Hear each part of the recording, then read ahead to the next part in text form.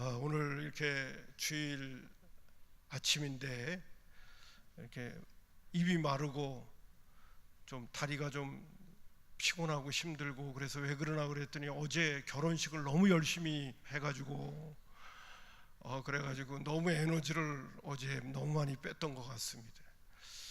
음향이 소리가 좀 작다고 그래가지고 음향을 맞춰가지고 소리를 너무 질러가지고 제가 지금 너무 많이 지친 게 아닌가 그런 생각을 가져봅니다. 웃자고 한 소리입니다. 우리 최진주 사장님 왜 내 때는 그렇게 열심히 안 했나 그러고 괜히 저기 시샘하는 듯이 표정이 그런 것 같아가지고 그렇습니다. 자, 오늘 제가 여러분에게 드리는 이 메시지는 정말 중요한 메시지입니다. 하나님의 백성이 사는 법.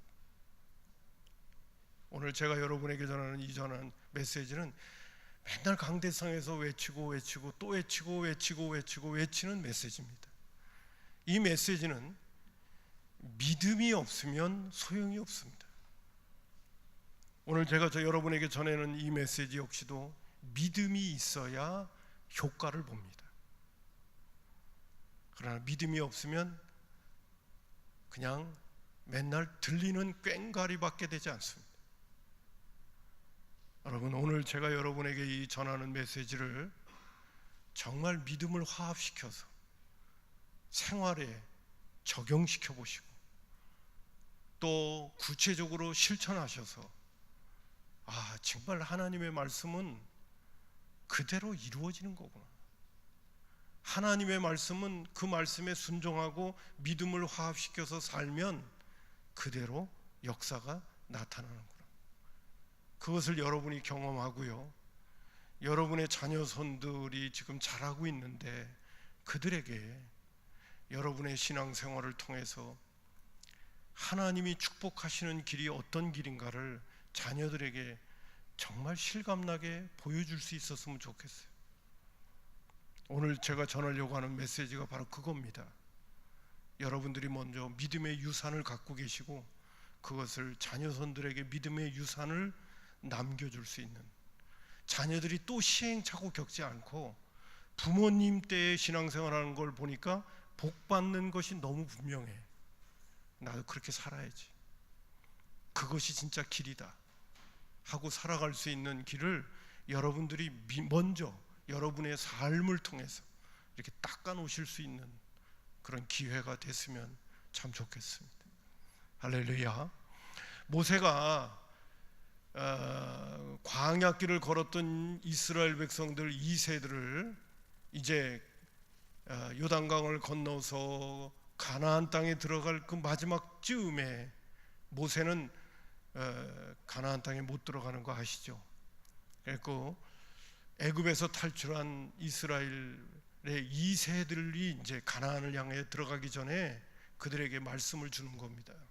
너희들은 이렇게 살아야 가나안 땅에서 하나님의 복을 받고 살 수 있다. 그러나 하나님의 말씀을 불순종하고 믿음대로 살지 않으면 너희들은 반드시 망한다. 그 메시지를 지금 이 이스라엘 백성들에게 주고 계시는 거예요. 자, 오늘 본문에 있는 말씀부터 이제 성경 구절만 거의 찾을 겁니다. 그리고 조금만 해석만 다를 거예요. 왜 성경 구절을 찾고 그 다음에 조금만 해설을 담느냐 하면 성경의 말씀은 하나님의 약속인과 동시에 성취이기 때문에 그래요. 내가 오늘 일부 예배니까 좀 잔소리 같은 얘기를 할게요. 오늘 아침 큐티 하셨어요? 했어요? 안 했어요? 오늘 아침은 신명기 18장에 있는 말씀이에요.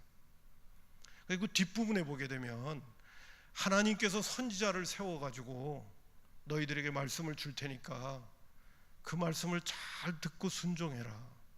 그럼 하나님이 너희들을 삶을 책임질 거다라는 메시지를 이제 내일 아침에 주셔요. 그러니까 이스라엘 백성들이 뭐라고 생각을 하느냐면, 하나님, 그러면 그 선지자가 하는 말이 자기 말인지 하나님의 말씀인지 어떻게 분별을 할 수가 있겠습니까?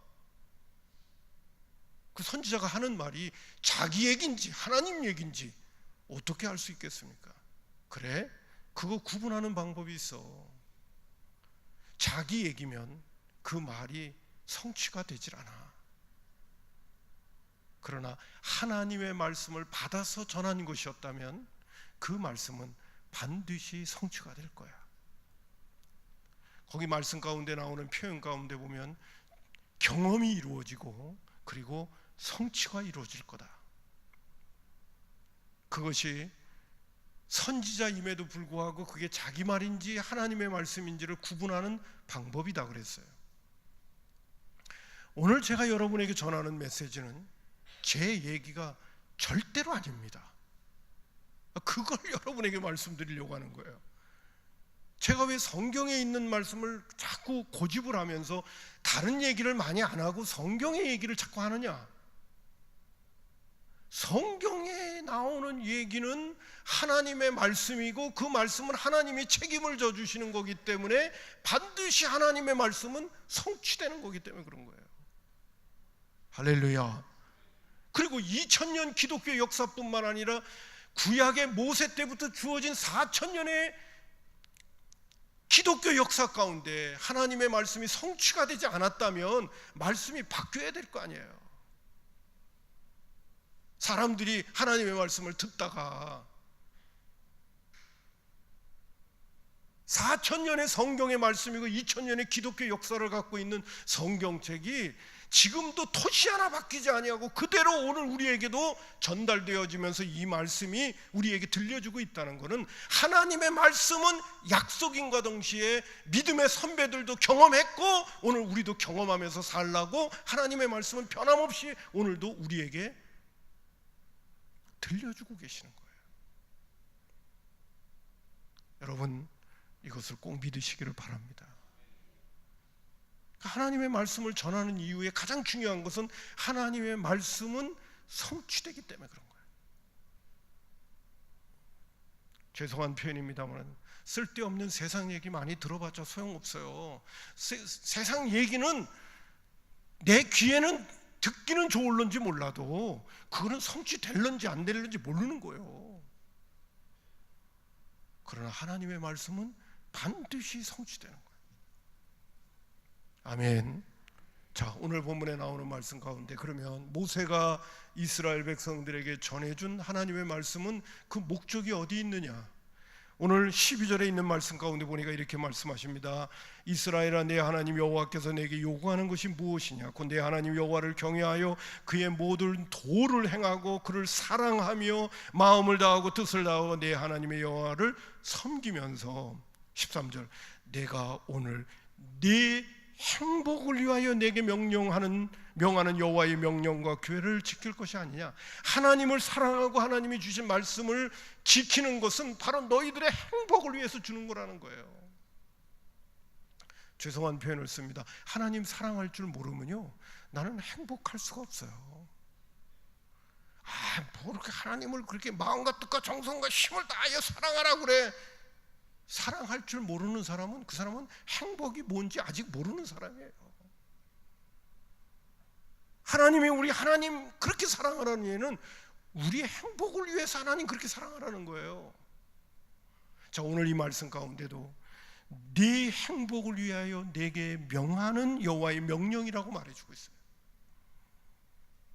여러분 신앙생활 지금까지 수십 년을 하면서도 하나님을 사랑할 줄 모르는 사람은 하나님이 왜 나의 행복을 위하여 하나님 사랑하라고 하는 그 하나님의 진리를 아직도 깨닫지 못하는 철없는 신앙생활을 하고 있는 거예요.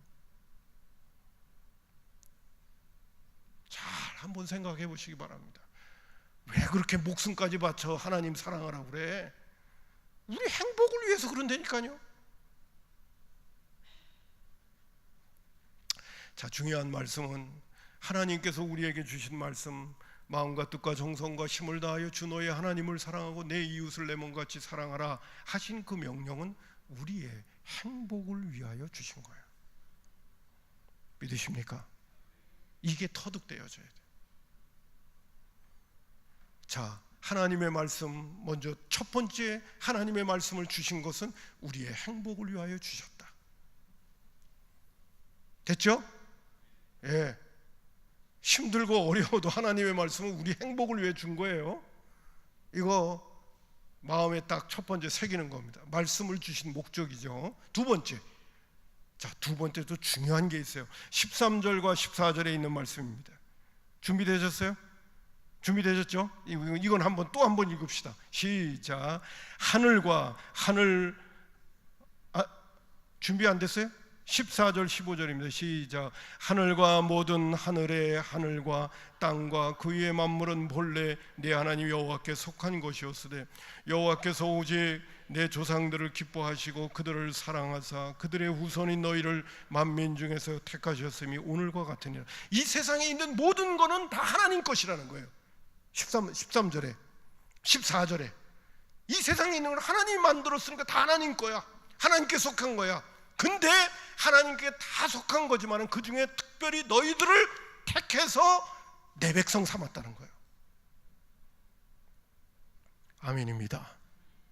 여러분, 이 세상에 있는 모든 것, 만상이 믿는 사람이고 믿지 않는 사람이고 다 하나님의 것이고 하나님께 속해 있어요. 근데 그 중에 우리를 천에 하나 만에 하나 예수 믿고 구원받아 하나님의 자녀가 되게 만드셨다는 표현이에요. 아멘입니다. 이 세상에 많은 사람들이 있는데 그 중에서 저와 여러분을 특별히 택해서 하나님의 백성이요 하나님의 자녀 삼으셨다는 말씀을 이스라엘 백성들에게도 동일하게 하고 있는 거죠. 따라서 하겠습니다. 나는 대단한 존재다. 하나님께서 지금 가나안을 목전에 두고 있는 이스라엘 백성들에게 이 세상에 있는 모든 건 하나님의 것인데 또 모든 사람도 다 하나님의 것인데 하나님이 만들었으니까, 근데 그 중에서 너희들을 특별히 내가 뽑아서 내 백성 삼았다는 거예요. 이 말씀 속에 아주 중요한 의미가 있습니다. 그 말씀이 뭐냐면 너희는 특별히 택해서 내 백성 삼았기 때문에 내 방법대로 특별히 살아야 될 당위성이 있다는 얘기를 하고 있는 거죠. 세상 사람들이 사는 방식이 아니라 다 세상 사람들은 다 하나님께 속해 있지만 그러나 오늘도 세상 사람들이 살아가는 방식이 있는데 너희들을 특별히 택해서 내 백성 삼았고 내 자녀 삼았으니까 내가 너희들을 특별히 택해서 특별한 존재로 삼은 이유 가운데 하나는 뭐냐 하면 너희들은 특별히 살아야 될 방법을 너희들에게 제시하려고, 그리고 그 방법대로 살면 놀라운 하나님의 축복이 주어지고 세상에 아직도 하나님을 모르는 사람들이 하나님이 택해서 하나님의 방법대로 살아가고 있는 사람들이 복받는 모습을 보면서 그들도 하나님의 백성에 속할 수 있는 기회를 주고 싶은 것이 하나님의 큰 그림이에요 지금. 그러나 1차적으로는 너희들을 특별히 택해서 특별한 존재로 내 백성 삼았다, 그 얘기를 하고 있는 거예요. 아멘입니다. 자, 그 다음에 그렇기 때문에 16절에 그러므로 너희는 마음의 할례를 행하고, 여러분 마음의 할례라는 얘기는 뭐냐 하면 이스라엘 백성들은 할례를 행하면요 남자의 생식기의 표피를 잘라냅니다. 지금으로 말한다면 포경수술과 같이 겉껍데기를 잘라내므로 인하면 속살이 밖으로 나오는 것을 이야기해요. 이건 바로 뭘 얘기하냐면 새로운 삶을 이야기하는 거예요. 근데 육체의 할례를 행하는 걸로 끝나는 것이 아니라 마음의 할례를 행하라는 거예요. 마음 안에 있는 하나님의 말씀대로 살지 않으려고 하는 나의 옛 자아와 옛 사람의 모습을 잘라내라는 거예요. 그리고 하나님이 너희들에게 요구하시는 택하여 구원한 특별한 백성으로 살아가는 방법을 너희들이 이제 새롭게 쫓아가라. 그러므로 너희는 마음의 할례를 행하고 다시는 목을 곱게 하지 마라. 목을 곱게 한다는 것은 옛날에 하나님 없이 살아갔던 삶의 방식대로 고집부리며 살아가는 걸 얘기하는 거예요. 자, 여기까지 얘기했어요. 자, 그러면 이제 늘 몇 차례 우리 믿음의 식구들한테 얘기를 했기 때문에 그 긴 설명은 드릴 필요가 없어요. 신명기 11장 10절부터 12절까지를 이제 천천히 읽을 텐데, 하나님께서 이제 이스라엘 백성들을 젖과 꿀이 흐르는 가나안 땅으로 집어넣으실 거예요. 근데 그 가나안 땅과 그들이 애굽 땅에서 나올 때 살았던 나일강 옆에서 살았던 그 비옥한 고센 땅하고 비교를 하는 거예요. 긴 설명은 안 할 거예요. 자, 그 정도만 하고, 너희들이 이제 들어가서 살 땅은 하나님의 축복의 땅인데 그 땅은 애굽 땅과 다르다는 얘기를 이제 하시면서 너희들이 살아가는 방식이 이런 방식이라는 것을 설명해 주시는 거예요. 자, 준비되셨죠? 이제 다 읽습니다. 자, 시작.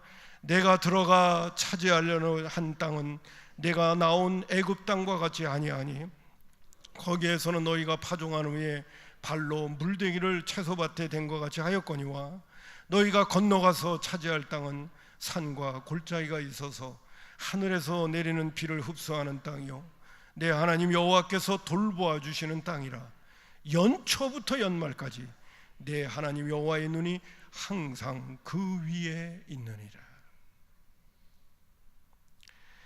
네가 나온 애굽 땅과 같지 않다. 내가 들어가서 차지할 땅은 내가 나온 애굽 땅과 같지 아니하니 그 애굽 땅은 거기에서는 너희가 파종한 후에 발로 물대기를 채소밭에 댄 것 같이 하였거니와 너희가 건너가서 차지할 땅은 산과 골짜기가 있어서 하늘에서 비를 내리지 않으면 곡식이 자라나지 않는 땅이고, 그렇기 때문에 내 하나님 여호와께서 돌보아 주시는 땅이 가나안 땅이지만은 애굽 땅은 하나님이 돌보시지 않는다는 거예요. 그건 자연적인 나일강이 흐르고 있기 때문에 나일강을 이용해서 물대기를 하면 되는 땅이지만은 가나안 땅은 하늘에서 이른 비와 늦은 비를 때를 따라 하나님께서 곡식이 자랄도록 하기 위하여 하늘에서 비를 주지 않으면 자랄 수 없는 땅이 너희들이 들어가서 차지할 땅이라는 거예요. 더 긴 설명은 안 드리겠습니다. 인간적이고 세상적으로 보게 되면요, 나일강이 훨씬 좋습니다. 왜?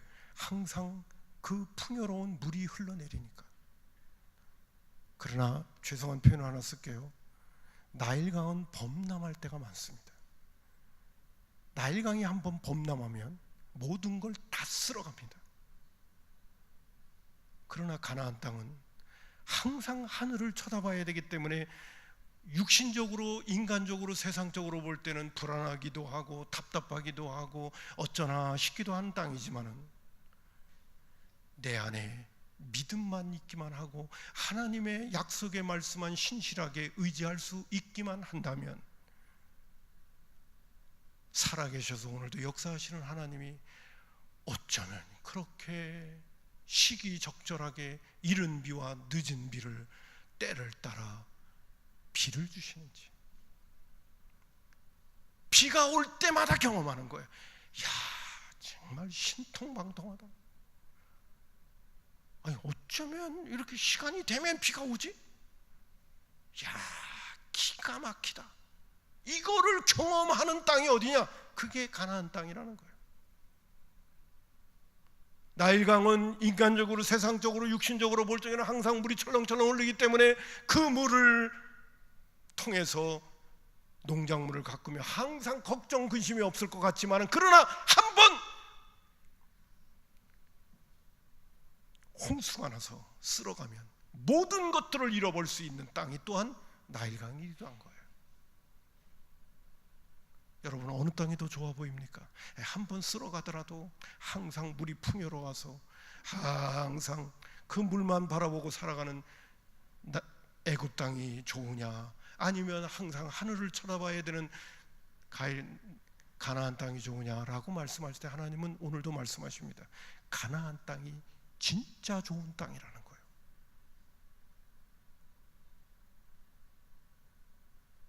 오늘 예수를 믿노라 하면서도 많은 사람은 가나안 땅의 방법의 삶을 안 삽니다. 애굽 땅의 방법대로 삽니다. 그렇기 때문에 하나님을 경험하지 못하는 거예요. 내 머리와 세상 사람들이 살아가는 방식만 그냥 찔끔찔끔 터득하면서 사는 거예요. 예수 믿는 그리스도인들의 삶은 가나안 땅에서의 삶이에요. 하늘을 쳐다보면서 사는 삶이에요. 좀 답답하고 좀 안쓰럽고 믿음이 떨어질 때는 불안할 수 있는 삶의 방식이, 그게 가나안 땅의 삶의 방식이에요. 그러나 내가 늘 주님만 바라보고 믿음이 내 안에서 충천하기만 한다면 늘 하나님의 기적을 체험하는 삶을 살아가는 땅이 가나안 땅이라는 거예요.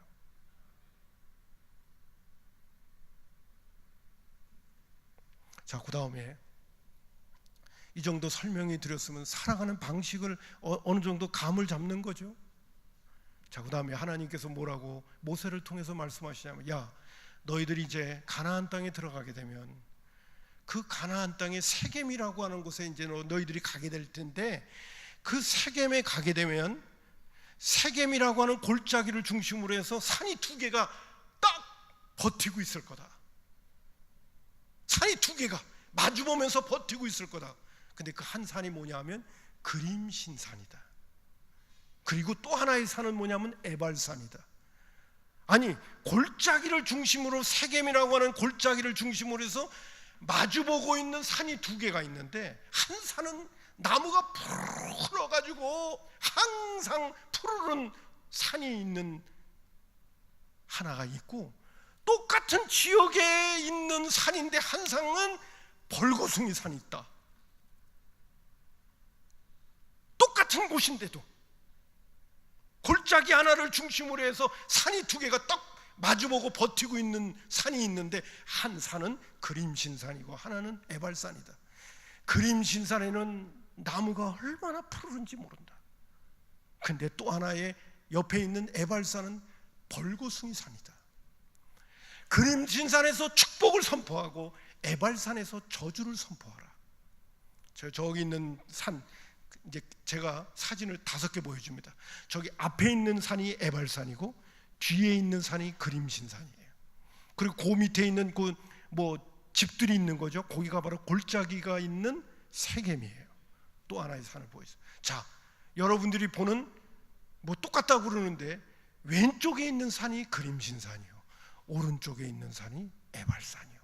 그 밑에 있는 것이 바로 세겜이라고 하는 마을이고 도시예요. 세겜이라고 하는 곳을 중심으로 해서 하나는 그림신산이고 하나는 에발산인데, 저기는 바로 그림신산이에요. 산을 마주보고 있는 두 산이 똑같은 장소에 있는데, 하나는 나무가 푸르고 하나는 벌거숭이 산이요. 왜 그러냐? 그 말이에요.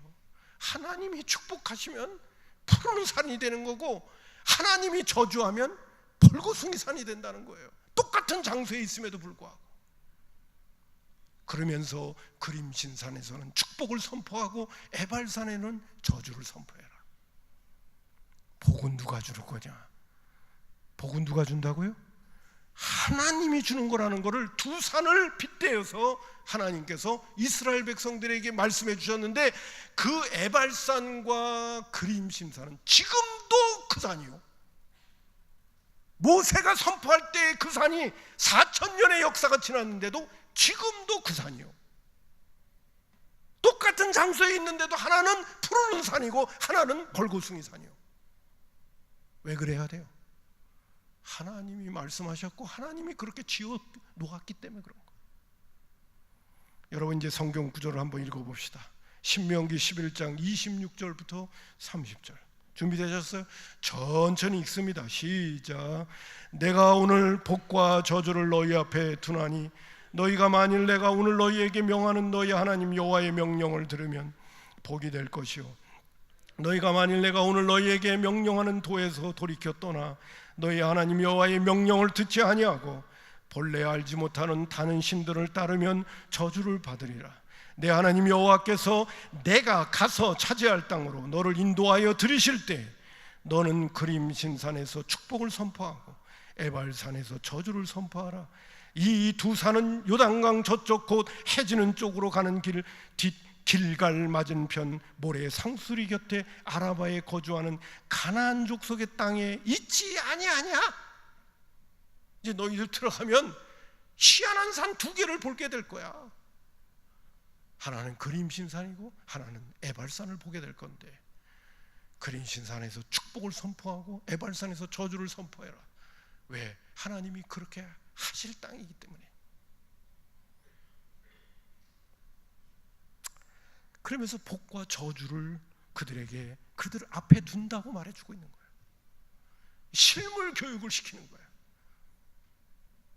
여러분, 우리가 이 땅에 사는 날 동안에 복받는 삶이 무엇이고 저주받는 삶이 무엇인가를 하나님께서 하나님이 오늘도 시퍼렇게 살아계시면서 가나안 땅에서 너희들 살 때는 세상 사람처럼 살면 안 된다는 거예요. 너희들은 하나님의 방식대로 살아야 되는데, 하나님의 방식대로 사는 방법은 하나님의 말씀에 순종하고 하나님을 사랑하면 하나님이 책임진다는 거예요. 이른 비와 늦은 비를 주면서 너희들의 삶에 이 모든 것을 더하시는 축복으로 너희들이 풍요로운 삶을 살아갈 수 있도록 하나님, 이 세상을 다 만드신 하나님이 책임지겠다는 거예요. 아이, 또 전하고 또 전하고 또 나고 전을 이제 알아들으시죠? 더 설명 안 해도 되죠? 세상 사람의 방식대로 살아가지 말라는 거예요. 믿음을 가지고 하나님의 말씀을 붙들고, 하나님의 말씀이 너희들에게 뭘 요구하고 계시는가, 너희들의 행복을 위하여 줬으니까 그 행복을 누리기 위하여 그 말씀에 순종하며 살면 반드시 하나님이 복을 준다는 거예요. 여러분, 인생을 살다 보니까요, 내 힘으로 되는 거 아니에요. 하나님이 그때그때마다 플러스 알파로 하시는 역사 때문에 놀라운 일이 일어나는 거예요. 살아보셨잖아요. 계속 그 방법을 고집하시렵니까? 자, 그렇기 때문에 하나님의 백성이 살아가는 방식이 있고 하나님이 복주는 삶의 방식이 있고, 그것을 하나님을 의지하고 하나님의 말씀에 순종하고 하나님을 바라보면서 살아가는 방식이라는 것을 알려주신 다음에, 이게 진짜 복이니까 너희들은 너 자신뿐만 아니라 자녀들에게 부지런히 이 말씀을 가르치라는 거예요.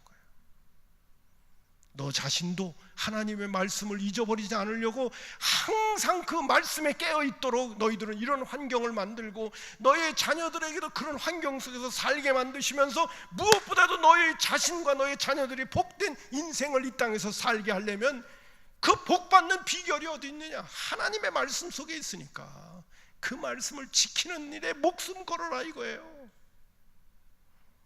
자, 신명기 11장 18절부터 21절입니다. 제가 드리는 말씀들은 딴 먼 곳에 있는 성경 구절 찾은 게 아니에요. 지금 하나님께서 이스라엘 백성들에게 전했던 메시지고, 앞뒤 부분을 그냥 왔다 갔다 하면서 지금 전하고 있는 거예요. 지금 제가 신명기 11장 18절부터 21절 제가 읽습니다. 이러므로 너희는 나의 이 말을 너희의 마음과 뜻해 주고, 또 그것을 너희의 손에 매어 기호로 삼고 너희의 미간에 붙여 표를 삼고, 또 그것을 너의 자녀들에게 가르치며 집에 앉았을 때든지 길을 갈 때든지 누워 있을 때든지 일어날 때든지 이 말을 강론하고 내 집 문설주와 바깥문에 기록하라. 그리하면 여호와께서 너희의 조상들에게 주리라고 맹세하신 땅에서 너희의 날과 너희의 자녀의 날이 많아서 하늘이 땅을 덮은 것이 되어지는 역사가 일어나게 될 텐데, 손에 메고 미간에 붙이고 자녀들에게 부지런히 가르치고, 길을 갈 때든지 누워 있을 때든지 일어날 때든지 말씀을 강론하고, 문설주 집에서 들어갈 때든지 나올 때든지 하나님의 말씀을 늘 기억하게 만들라는 거예요.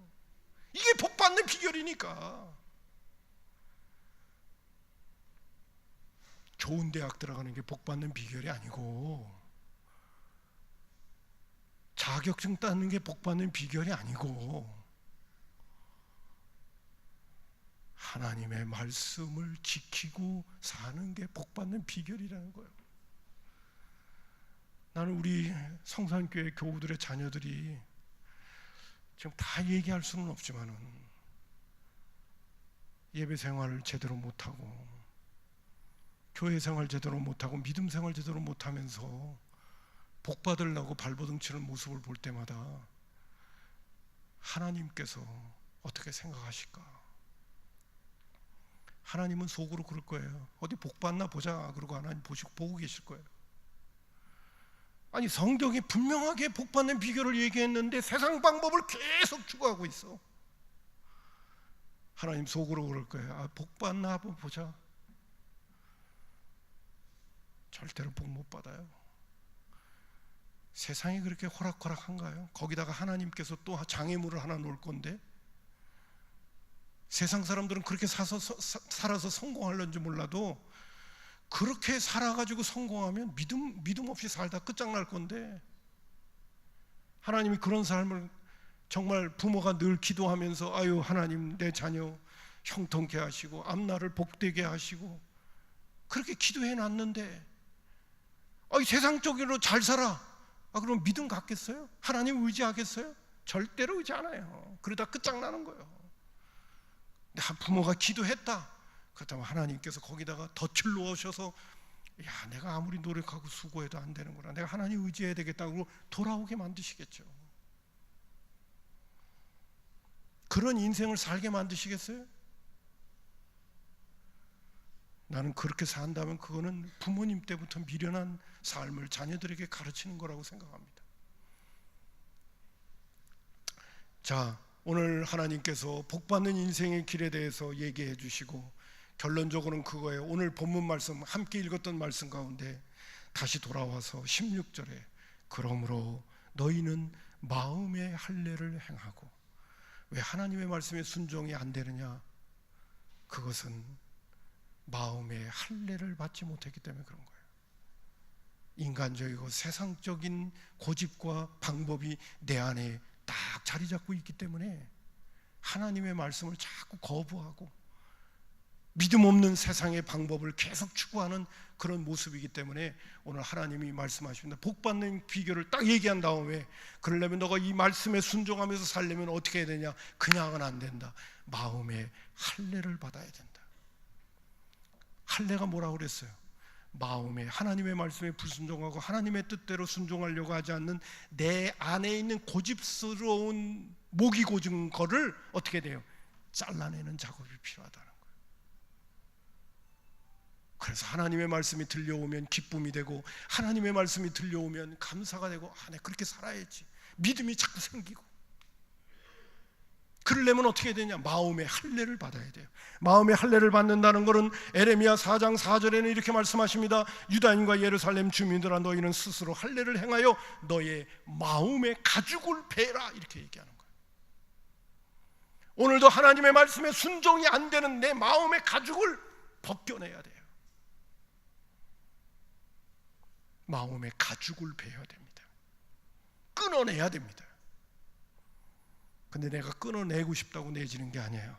신명기 30장 6절에 있는 말씀 보면 내 하나님 여호와께서 내 마음과 자손의 마음에 할례를 행해 주시는 거예요. 그 가죽을 베게 만드시는 걸 하나님이 하게 해 주시는 거예요. 너로 마음을 다하며 뜻을 다하여 내 하나님 여호와를 사랑하게 하사 너로 생명을 얻게 하시는데 마음의 할례를 베풀어 주시는 거예요. 그것을 끊어내게 만들어 주시는 거예요. 그걸 제거하게 만들어 주시는 거예요. 그게 바로 뭐냐? 그것이 바로 성령님이 우리에게 오셔서 옛사람 옛 마음을 제거시켜 주시는 거예요. 자, 그래서 에스겔서 36장 26절 27절에 보면 또 새 영을 너희 속에 두고 새 마음을 너희에게 주되 너희 육신에게 굳은 마음을 제거하고 부드러운 마음을 줄 것이며 또 내 영을 너희 속에 두어 너희로 내 율례를 행하게 하리니 너희는 내 규례를 지켜 행할지라. 새 영이 오셔서 하나님의 말씀에 불순종하고 하나님의 뜻대로 살지 못하게 하는 나의 불신앙적 태도들을 하나님께서 할례 제거시켜 주시는 거예요. 이 은혜가 있어야 되는 줄로 믿습니다. 고린도후서 3장 3절에는 이런 말씀을 하고 있습니다. 너희가 우리로 말미암아 나타난 그리스도의 편지라고 하면서 이는 먹으로 쓴 것이 아니요 오직 살아계신 하나님의 영으로 쓴 것이며 또 돌판에 쓴 것이 아니요 오직 육의 마음판에 쓴 것이라고 말해주고 있어요. 성령님이 오셔서 우리 옛사람 옛자아 하나님의 뜻대로 살지 못하게 하고 하나님을 사랑하지 못하게 하는 우리 안에 있는 목이 곧은 내 자아를 잘라내시고 그것을 긁어내시고 성령님께서 우리에게 새 마음을 주셔서 부드러운 마음을 주셔서 하나님의 말씀이 들려올 때마다 믿음이 생기고, 하나님의 말씀이 들려올 때마다 거기에 믿음을 화합시켜서 말씀에 순종하고 싶은 용기와 그리고 산 믿음이 생겨서 순종하게 하시는 그 은총을 우리가 입어야 그 말씀에 순종할 때 역사가 나타나기 시작하는 거예요. 그러므로 너희는 마음에 할례를 받아야 된다. 왜? 하나님께서 너희들은 특별히 뽑아서 내 백성 삼으시고, 그리고 애굽 땅이 아니라 가나안 땅으로 너희들을 불러서 너희들은 너희들 나름대로 내 백성으로 살아가는 방법을 하나님이 가르쳐 주시고, 그 방법대로 살기만 한다면 하나님께서 새초부터 새날까지 항상 보호하시면서 너희에게 복을 주신다는 거예요. 이 은혜의 사람들이 되기를 바랍니다. 근데 마지막으로 초를 하나 치고 끝내겠습니다. 그러나 이 땅에 사는 게 전부가 아닙니다. 오늘 교회 안에서는 끊임없이 이 복 얘기만 하고 끝을 내요. 여러분, 하나님은 이 땅에서도 우리에게 얼마든지 복을 주시기 위해서 복 받는 비결을 세상 사람들이 아니라 믿는 사람의 삶의 방식도, 이 세상도 하나님이 만드셨기 때문에 복 다 주셔요. 근데 그 복으로만 끝나면 안 돼요. 왜? 여러분, 이 세상이만이 인생의 전부가 아니니까. 우리에게는 영원한 하늘나라가 있기 때문에 이 두 가지를 다 누려야 돼요. 저는 곧잘 이렇게 볼 때요, 저도 부족하지만은 이 세상에 아무리 하나님의 말씀에 순종해서 복을 많이 받았다, 그래서 어쩌란 말이에요. 죽는데. 여러분, 이 땅에서 하나님께로부터 말씀에 순종해서 잔뜩 복 받았어. 그래서 어쩌란 말이에요. 죽는데. 뭐 그렇게 그 복만 받고 마실래요? 우리 모두는 그 복만 받고 끝나면 안 돼요. 죽음 너머의 복도 받아야 돼요. 이 두 복을 다 붙잡는 게 바로 뭐냐? 먼저 그의 나라와 의를 구하라. 그러면 이 모든 것을 더하신다. 그 복이 바로 뭐냐? 두 복을 다 붙잡는 거예요. 근데 더 좋은 복은 이 땅에서 누리는 복만이 아니라 죽음 넘어서 누리는 그 복을 먼저, 더 소중한 복이기 때문에 그거에 늘 신경을 쓰면서 이 땅에서 살아가는 방법을 분명히 하는 거죠. 그것이 바로 성경이 우리에게 전하는 메시지임을 잊지 마시고요, 이 땅에서의 삶뿐만 아니라 영원한 하늘나라까지 성령의 이끌림을 받으면서 복된 인생을 살아가는 정말 믿음의 사람들이 다 되기를 주님의 이름으로 축복합니다.